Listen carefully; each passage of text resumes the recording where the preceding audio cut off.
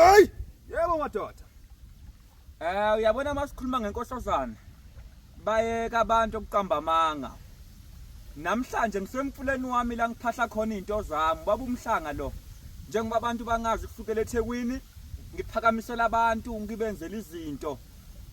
Namhlanje ngisemfuleni wami ke madoda. La ngibeke khona into yami yokuphila ngoba abantu bahlala bakhuluma ukuthi kanti baba umhlanga into yakho isebenza kanjani. La ila khona engenza khona imlingo. Ma umuntu afuna ukubona izinto ezizimanga, ila khona umuntu engimenzela khona izinto ezingabona ngamehlo.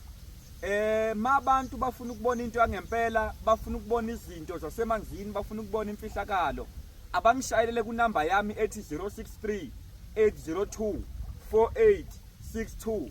Ma umuntu ufuna ukubona umuthi ngempela, angikhathali ukuthi ungabe usesimene singakanani, uyathakathwa, uhlushwa unkosikazi, uhlushwe sezimali, uhlushwa yini. La ila ngizacela khona kugogo Meramet okuyena umuntu engisebenzisana naye, okuyena oyidlozi lami, okuyena wasemanzini ongibethe, okuyena umnikezwa lezikhwama engithi mangikhuluma nabantu kubonakala.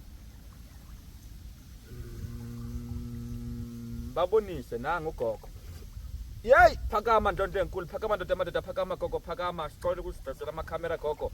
Phakama ndlondle enkulu, akube njalo salukazi, akube njalo ntombi enempandla. Kunjalo madoda amakhulu, ngiyakhuleka esizweni zonke. Ngikhuleka labaseningizimu, abasenyakatho, emazweni onke. Akuvuleke madoda amakhulu, ukukhuluma mina indoda abasemamboni manje.